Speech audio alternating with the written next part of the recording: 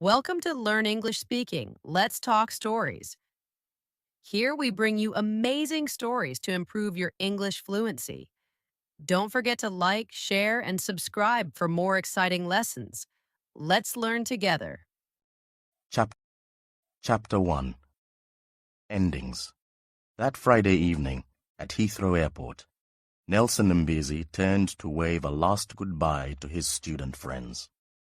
They were jumping up and down, making crazy faces and shouting his name. They'd given him a huge soft toy, a bear with the name Paddington written across its blue jacket. He felt stupid carrying it, but didn't know what else to do with it. "Bye! Thanks for the bear," he called, lifting the bear up and waving it as he walked through to security. It was sad saying goodbye, but he was glad he'd got his degree and was leaving the greyness of London to go back to sunny Gomokure, his home country. He stood in the security queue and thought about the people he'd met during his hotel management studies. He was going to miss some of them badly, especially Jackie. There were those who had laughed at him when he told them he wanted to go home to Africa and make things better. But Jackie had said, "Even if you don't know how yet, I'm sure you'll make a big difference someday." Nelson and Jackie had been lovers for a year, but when they both realized they wanted to go home to their own countries, they'd agreed their affair was over. She'd left for Australia 2 days before. The sadness of missing her was like a gentle ache in Nelson's chest. Once through security, he bought a cappuccino and sat watching the planes come and go and the sun go down. He thought of his lovely but difficult mother and his big, airy bedroom. He thought of his father, who had ridiculed him so often, but still wanted him to work in one of the hotels he owned. A man who never asked people to do things, but just ordered them around. He wasn't going to be the easiest of bosses. Still, thought Nelson, it'll be good to be earning my own money. The loudspeakers announced Nelson's flight. "Flight 087 to Kurupenda is now boarding at Gate 53. Kurupenda, the capital city of Gomokure, has many suburbs. Some are luxurious with large houses and gardens. Some, like Chapangana, have narrow, dusty streets and tiny houses. On the same Friday evening, in a small house in Sector D, a crowded area of Chapangana, a 16-year-old boy sat beside his mother. She was quiet today. She lay on the earth floor, wrapped in a blanket with another on top. Once, her skin had been clear and dark like chocolate. But now that she was sick, large parts of her face and arms were white and dry. She was shivering with cold. Her lips were cracked and bleeding, and she was so thin that her bones showed through both blankets. Daniel and his brothers and sister had watched their mother slowly dying for months. She opened her eyes. "Daniel," she said, "go and see if Philomena's coming."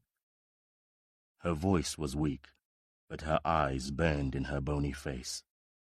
"Okay," he said, and smiled at her. "Don't waste time." Her voice was deeper than he had ever heard it. "And ask your sister to come here." "Okay," he said again and turned away. Daniel went through the front room where his eldest brother, Eddie, was pretending to be asleep on the bare floor. He went on out into the tiny yard. His sister, Liliane, was playing with their baby brother, Blessing, in the dust. She had on her bright pink shoes. "Mom wants you," he said. Liliane went in. She knew what to do. All 4 of the children had been living with this illness for a long time. Their father had died the year before. Daniel stood in the tiny garden of number 1175 Sector D, looking up the long, straight street. He prayed that Philomena would come quickly. She was the only friend his mother seemed to trust. He could see people moving, black against the setting sun. Groups of teenagers laughing and chatting, smaller children playing and running about, adults coming home from work, tired but cheerful because it was Friday. Music came from the small, boxy houses. Radio music, guitar music, traditional songs. Only number 1175 was silent. Then, among the dark bodies in the shining fog of dust, he saw Philomena, tall, thin, and graceful, carrying a large bag on her head. She went into her house, number 1163. Daniel ran to her gate. He called, "Knock, knock." "Come in," she said as she came to the door. "Ah, it's you, Daniel. What is it?" "Mom is sorry to interrupt your evening, but she needs to speak to you. Can you come now?"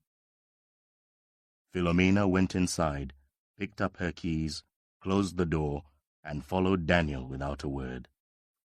At number 1175, Daniel took Philomena into the back room. He saw her stop for a second, as usual, to adjust to the smell.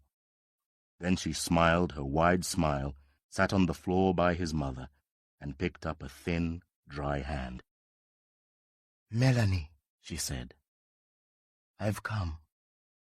Melanie was too weak to lift her head, but she opened her eyes and tried to smile at her friend. She took a deep breath. "My time has come," she said. "I have to ask you to do one more favor for me." "Anything," promised Philomena. "I want you to ask your rich employer to help my children. There's nobody else I can turn to." "I'll do that," replied Philomena. "The older ones are not sick." Melanie spoke in short bursts. "Eddie's 17 and not interested in school, so he's looking for a job, but he won't be able to support the others. Daniel is clever, so he'll need help to finish school and with his music. Lily Ann should do 4 more years of school, and she's a good cook. One day she'll be a good housekeeper. There's been almost no money since their father died, but she still feeds us all somehow." Daniel watched the tears running out of his mother's eyes and into her strangely white ears. The drops then fell onto the clean white pillow, making a wet mark. Lily Ann stood nearby, waiting for a chance to change the pillow. Melanie could hardly breathe, but she went on. "But little Blessing will join me soon. He is sick, like me." "Are you sure?" asked Philomena. "He was born after their father got sick. He was tested with me at the hospital at Christmas."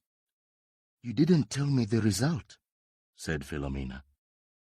Melanie's hand jumped in Philomena's, and she tightened her grip. "You will do this for me?" she begged and coughed a terrible, bubbling cough. She took a deep breath, and pain showed on her face. Her eyes burned into Philomena's. Philomena nodded. "I promise," she said.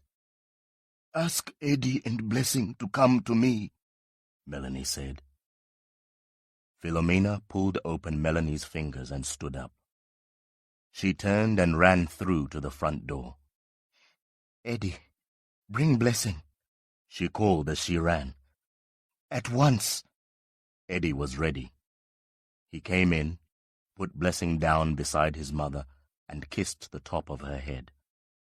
She lifted her hand to touch Eddie's face. He stepped back and got down on his knees beside Daniel. Lily Ann stood beside them. "Come, Daniel," his mother said. Daniel bent over his mother to kiss her head. She wiped a tear from his face with her hard, dry hand. "When I am free, she whispered. "I will always be nearby." Daniel smiled as his tears fell on her blankets. "I will always listen for your voice," he promised. He went back to kneel by Eddie. He knew someone should say something like they did in church, but he couldn't think what. Liliane went to her mother, kissed her hand, and stepped back before she could speak. Little Blessing sat on the earth floor, playing with a leaf he'd picked up outside. "God, take care of my children," Melanie cried out in a deep voice like a man's. She gasped and coughed. Her eyes opened wide and went dull. She didn't breathe in again. The children didn't move. Philomena crawled forward on her knees. Her tears blinding her, she lifted the hand that was stretched out towards Blessing and laid it on Melanie's chest. She closed Melanie's staring, empty eyes and sat back. Eddie jumped up, impatiently wiping his eyes and his nose on the bottom of his t-shirt. "Is she dead?" he asked Philomena. "Yes." "So now what?" he shouted. "Now what? What the hell are we supposed to do now?" He turned and went into the other room. "What the hell? What the hell?" His angry voice filled the little house. Then he ran out into the street. Liliane took Blessing in her arms and lifted him up, her young face expressionless. "I only have enough sadza for us to eat today and tomorrow," she said to Philomena. "I've got some," said Philomena, her eyes on her dear friend's peaceful face. "You'll eat with me tonight." Daniel got up from his knees and sat beside his mother, touching her hair. "But we didn't really believe it. You weren't supposed to really die. Nobody will love us like you did." The last orange light of the sun shone through the little window and gently touched his mother's cheek. Daniel heard Philomena go out to find someone to help with the body. The women in the street began the loud weeping he had heard so often lately. He stood up and walked outside in a dream. Life would be very different from now on. Chapter 2. Home again. Early on Saturday morning, Nelson stood waiting for his suitcases at Kurupenda Airport. In the 3 years since he'd left, a shiny new airport had been built. As he looked around, he saw his mother waving from behind a glass wall. He smiled and waved back. She had on a long red and white dress and a headcloth, and she was laughing. "You look wonderful, Mum," he said as they met. He hugged her and lifted her off her feet. "You look too much like an adult," she replied. "Put me down. Where is my little boy?" "Not there anymore, Mum. I'm 22 now. I've even got a real job, if Dad still wants me to work for him." "Oh, he does. He's been talking about it for weeks now. Is this toy bear yours?" "Yeah. My friends gave him to me to look after me." Ruby Mbizi laughed and took Nelson's arm. "Now you're home, you'll be well looked after." She led him out to a new Mercedes that shone in the early morning sun. As Nelson and his mother drove towards their house, Nelson looked out for things he remembered. The jacaranda trees were flowering the same misty September blue in the avenues. Most of the buildings were the same, some modern with a lot of glass, some older, and some like buildings he'd seen in London. At last they were driving up their own leafy street. The great white gate was still the same, but it opened electronically now. The man in the little gatehouse was new. He touched his hat and called out, "Good morning, Mrs. Mbizi, young Mr. Mbizi," as Nelson's mother drove into their garden. Nelson saw that the bushes round the tennis court were taller and the house had been painted a paler pink than he remembered. But the great spreading flamboyant tree by the swimming pool hadn't changed. The perfectly cut grass was still as richly green, and the flower beds were even more colorful.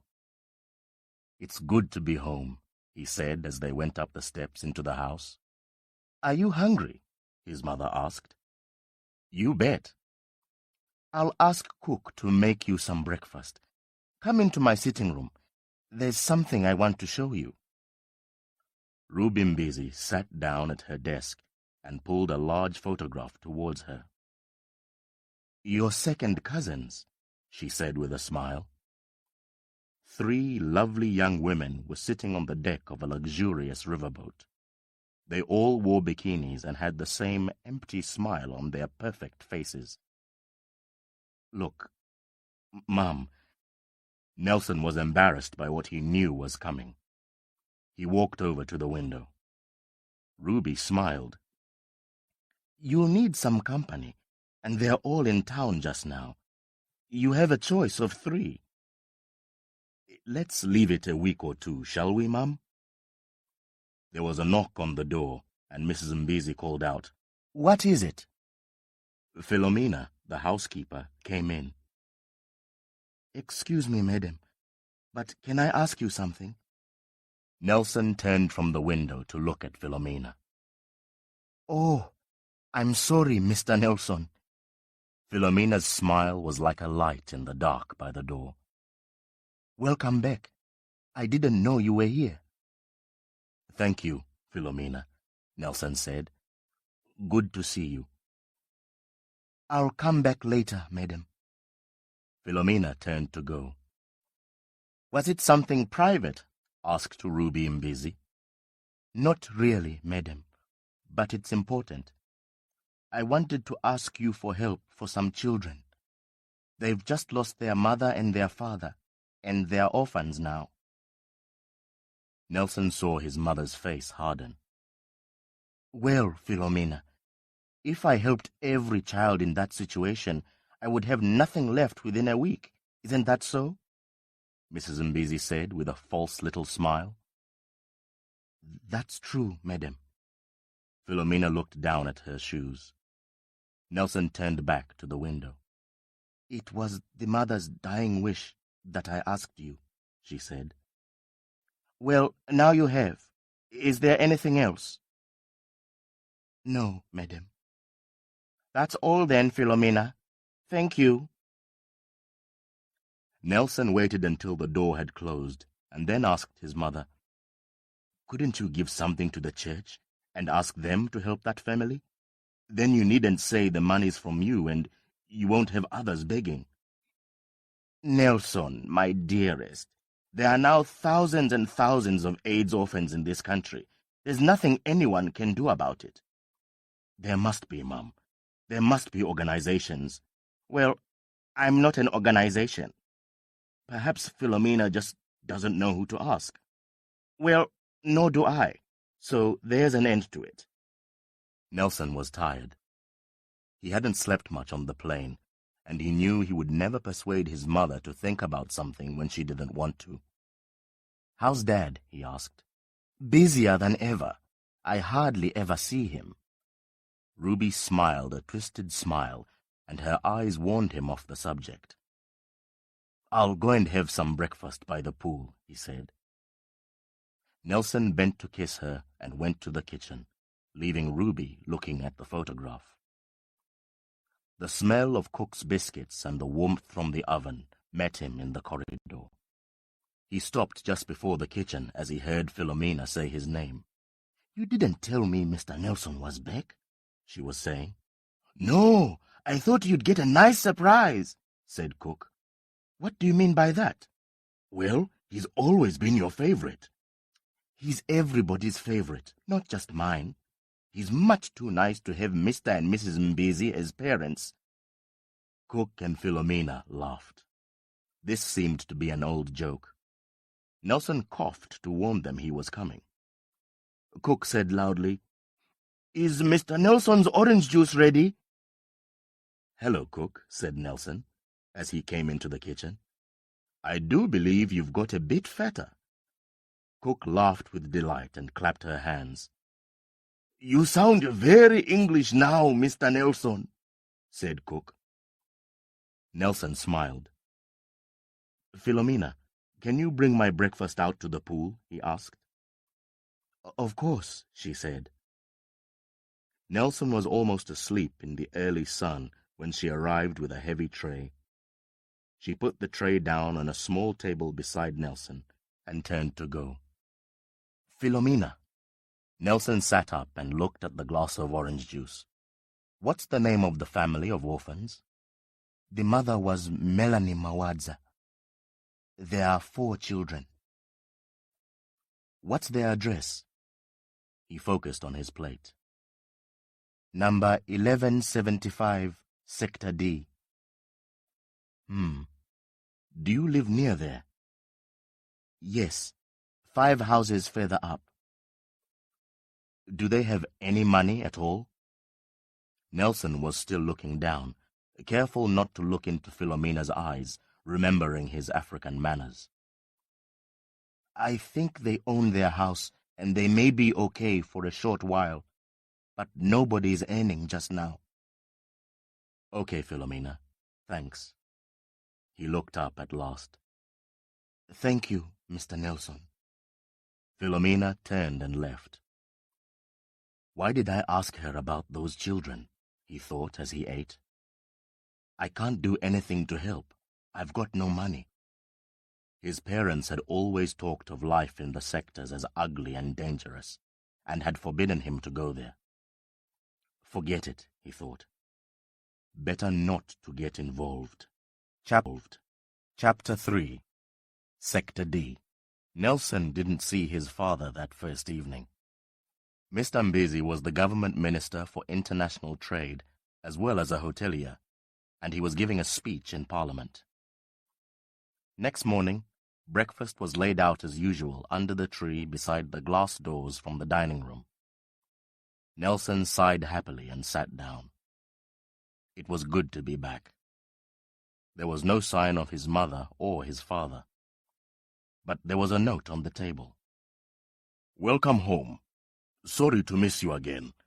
I have to be at Parliament again today, so I won't be able to call you. Meet me at the hotel at 5 p.m. I'll introduce you to everyone, and you'll start work with Fletcher, the accountant, tomorrow. You've got a lot to learn, and I want you to learn it fast. Yuck, thought Nelson. Accounts are not my thing.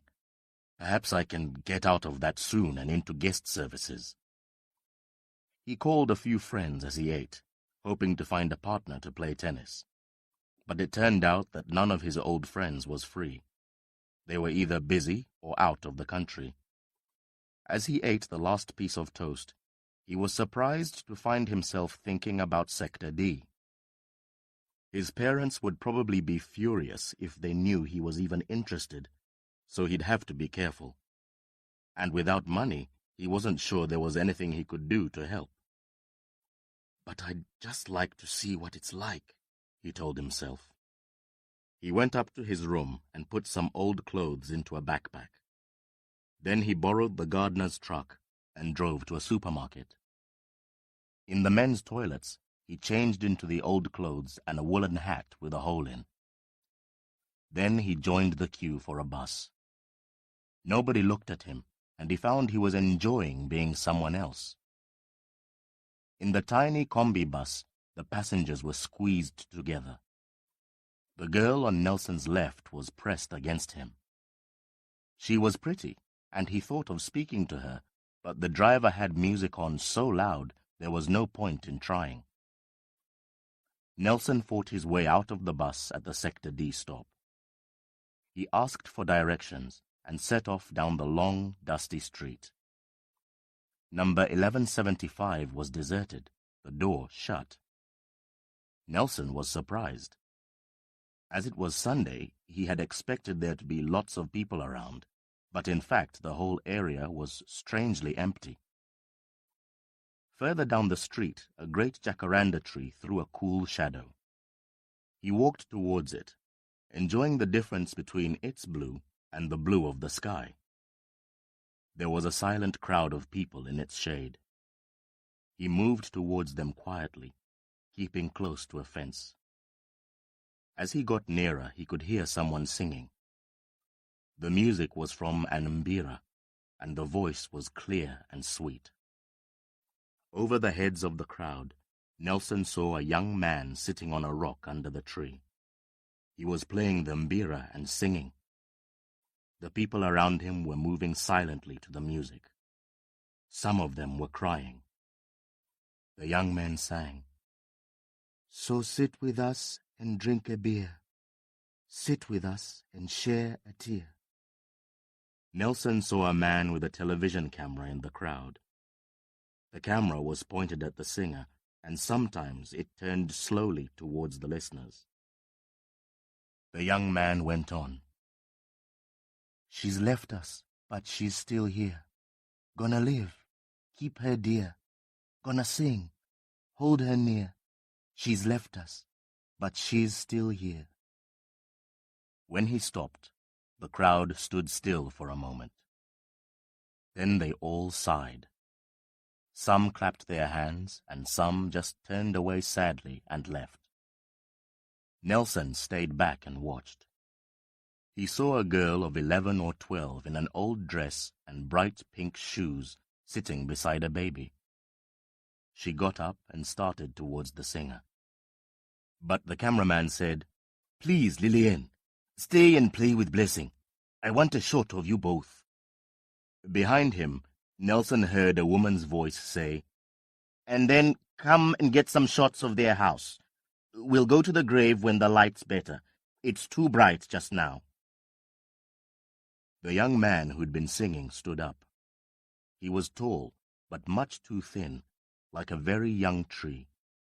He walked past Nelson to cross the road. "And Daniel," said the voice, "you can sing another song at the graveside." Daniel went up to a young woman who was standing in the shadow of a tall fence. His hands were tightly closed as he looked down at her, but he spoke quietly. "I can't sing at the grave. I can only cry there." And he walked away. The young woman had a notebook in her hand. She seemed angry as she crossed something out on the page. "Phil!" she shouted, still looking down at her notes. The cameraman turned. "Yeah?" he said. Nelson could see that Phil didn't like his colleague much. She looked up and called out, "Get those kids over to the house and let's have some shots by the front door." Then she turned her head a little and looked in Nelson's direction. He could see straight into her eyes. They were green and bright with anger. They were the most beautiful eyes he had ever seen. His legs turned to water. He stepped backwards, glad there was a fence behind him. He couldn't move. It was as if she had pinned him to the fence. But she looked straight through him and stepped out of the shadow. Nelson saw that her skin was the color of coffee with cream.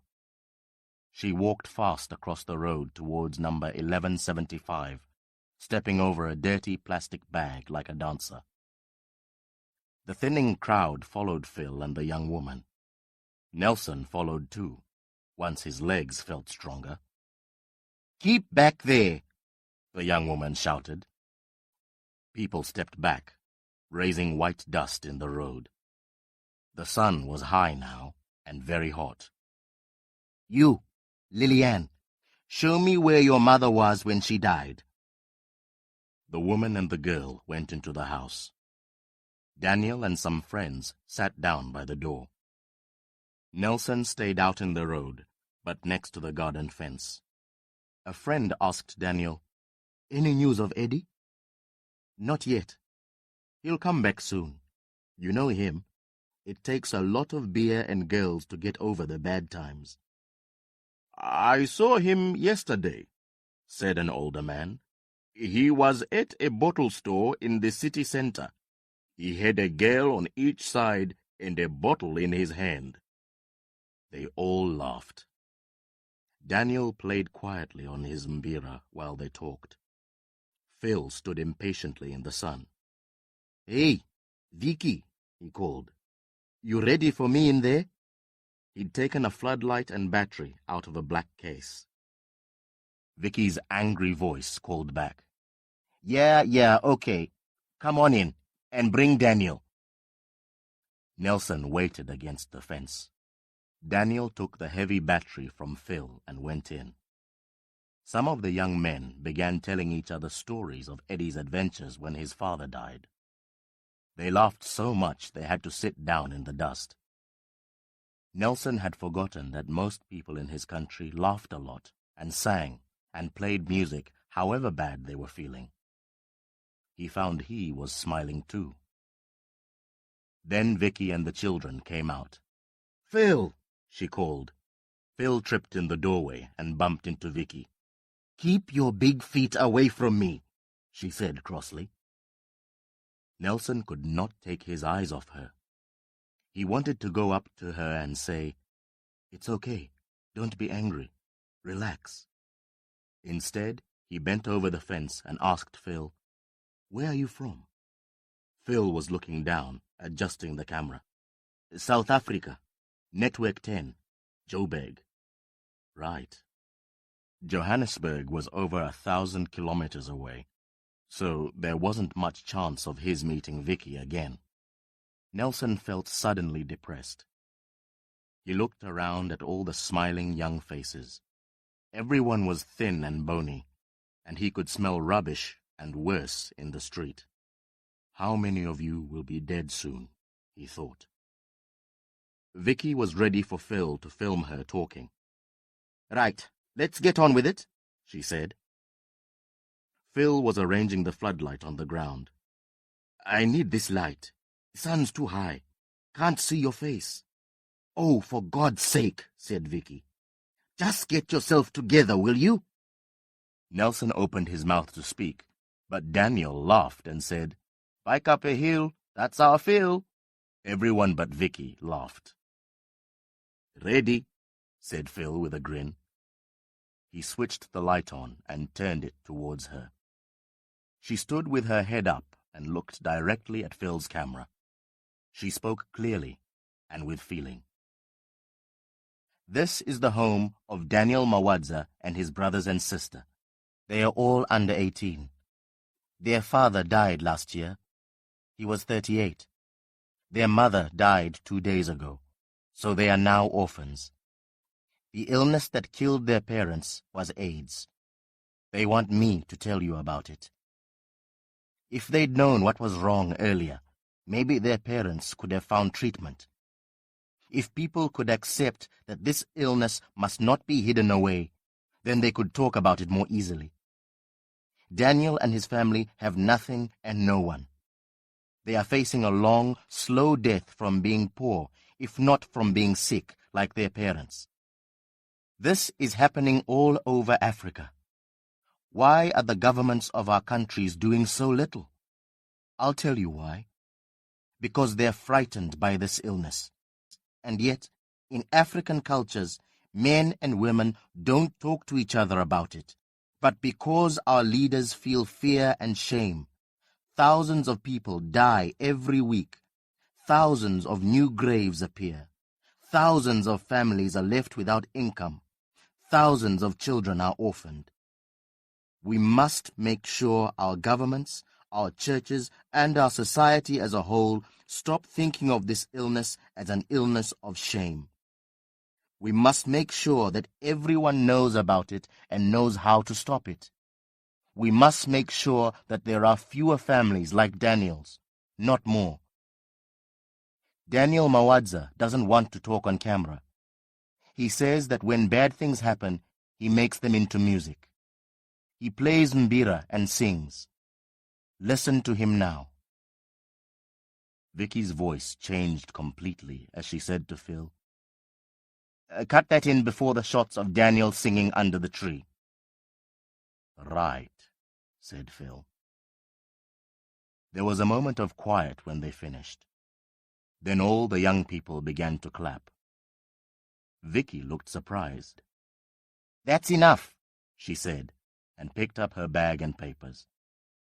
I'll see you at the grave about 4:30, Daniel. Bring Lily Ann and Blessing. See you in the car, Phil. She walked fast up the street and turned a corner. Nelson nodded to Phil and then found himself walking after Vicky. Mistake, he told himself. This is not what you came for. Those kids are going to need help very soon, and you have nothing to offer.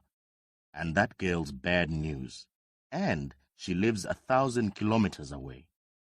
Forget her. Vicky had disappeared. Good thing, Nelson said to himself as he waited for the bus at the top of the street. He felt shocked and sickened by the way these people lived, in spite of their cheerfulness. And he felt helpless. There was nothing he could do to help so many. Nelson thought about his mother's point of view. Better to forget about Sector D and start working at the hotel. At least the hotels provided jobs for some people.